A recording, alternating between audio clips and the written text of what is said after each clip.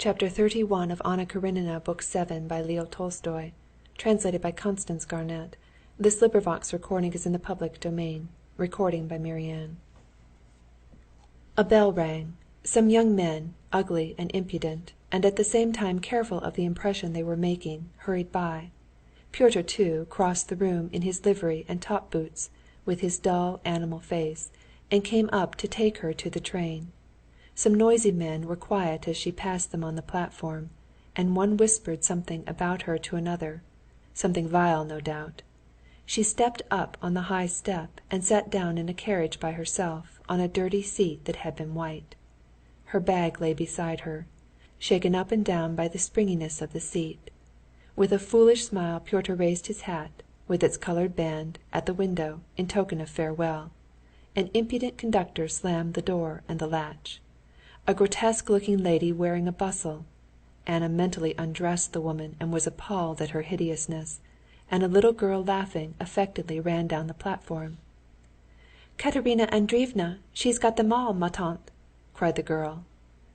"Even the child's hideous and affected," thought Anna. To avoid seeing anyone she got up quickly and seated herself at the opposite window of the empty carriage.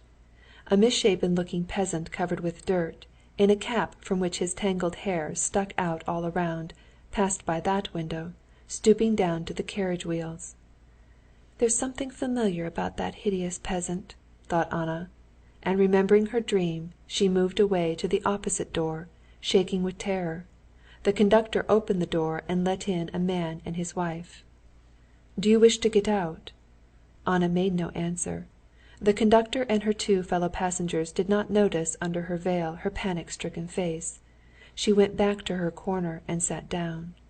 The couple seated themselves on the opposite side, and intently but surreptitiously scrutinized her clothes. Both husband and wife seemed repulsive to Anna. The husband asked, would she allow him to smoke, obviously not with a view to smoking but to getting into conversation with her. Receiving her assent, he said to his wife in French something about caring less to smoke than to talk. They made inane and affected remarks to one another, entirely for her benefit. Anna saw clearly that they were sick of each other and hated each other, and no one could have helped hating such miserable monstrosities. A second bell sounded, and was followed by moving of luggage, noise, shouting, and laughter.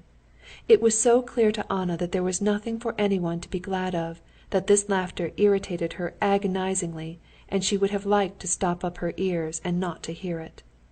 At last the third bell rang, there was a whistle and a hiss of steam and a clank of chains, and the man in her carriage crossed himself.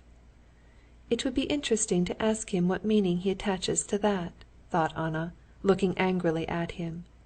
She looked past the lady out of the window, at the people who seemed whirling by as they ran beside the train or stood on the platform. The train, jerking at regular intervals at the junctions of the rails, rolled by the platform, past a stone wall, a signal box, past other trains. The wheels, moving more smoothly and evenly, resounded with a slight clang on the rails. The window was lighted up by the bright evening sun, and a slight breeze fluttered the curtain. Anna forgot her fellow passengers, and to the light swaying of the train she fell to thinking again as she breathed the fresh air. "Yes, what did I stop at? That I couldn't conceive a position in which life would not be a misery, that we are all created to be miserable, and that we all know it, and all invent means of deceiving each other. And when one sees the truth, what is one to do?" "That's what reason is given man for, to escape from what worries him," said the lady in French, lisping affectedly, and obviously pleased with her phrase.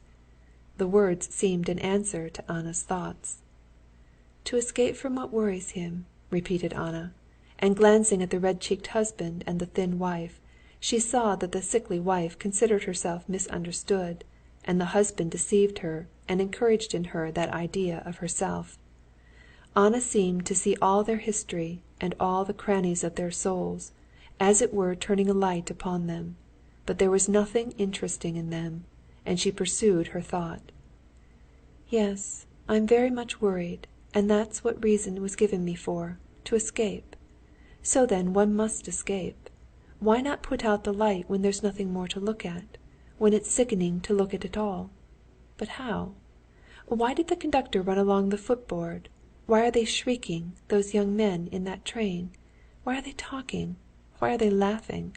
It's all falsehood, all lying, all humbug, all cruelty. When the train came into the station, Anna got out into the crowd of passengers, and moving apart from them as if they were lepers, she stood on the platform, trying to think what she had come here for and what she meant to do. Everything that had seemed to her possible before was now so difficult to consider, especially in this noisy crowd of hideous people who would not leave her alone. One moment porters ran up to her, proffering their services. Then young men, clacking their heels on the planks of the platform and talking loudly, stared at her. People meeting her dodged past on the wrong side. Remembering that she had meant to go on further if there were no answer, she stopped a porter and asked if her coachman were not here with a note from Count Vronsky. Count Vronsky? They sent up here from the Vronskys just this minute, to meet Princess Sorokina and her daughter.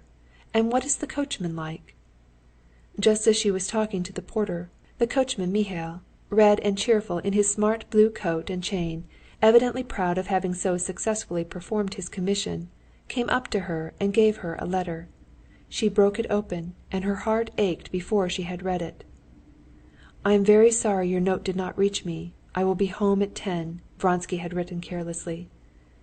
"Yes, that's what I expected," she said to herself with an evil smile. "Very good. You can go home then," she said softly, addressing Mikhail. She spoke softly because the rapidity of her heart's beating hindered her breathing. "No, I won't let you make me miserable," she thought menacingly, addressing not him, not herself, but the power that made her suffer, and she walked along the platform. Two maidservants walking along the platform turned their heads, staring at her and making some remarks about her dress. "Real," they said of the lace she was wearing. The young men would not leave her in peace.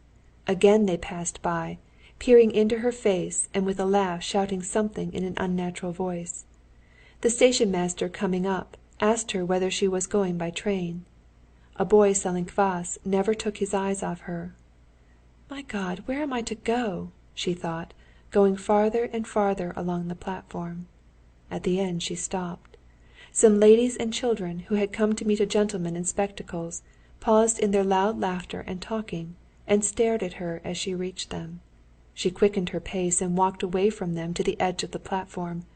The luggage train was coming in. The platform began to sway, and she fancied she was in the train again.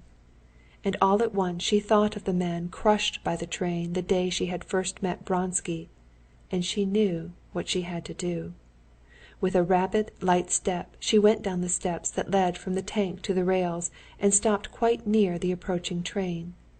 She looked at the lower part of the carriages, at the screws and chains, and the tall cast-iron wheel of the first carriage slowly moving up, and trying to measure the middle between the front and back wheels, and the very minute when that middle point would be opposite her. "There," she said to herself, looking into the shadow of the carriage, at the sand and coal dust which covered the sleepers. "There, in the very middle, I will punish him and escape from everyone and from myself." She tried to fling herself below the wheels of the first carriage as it reached her, but the red bag which she tried to drop out of her hand delayed her, and she was too late. She missed the moment. She had to wait for the next carriage. A feeling such as she had known when about to take the first plunge in bathing came upon her, and she crossed herself. That familiar gesture brought back into her soul a whole series of girlish and childish memories, and suddenly the darkness that had covered everything for her was torn apart, and life rose up before her for an instant with all its bright past joys.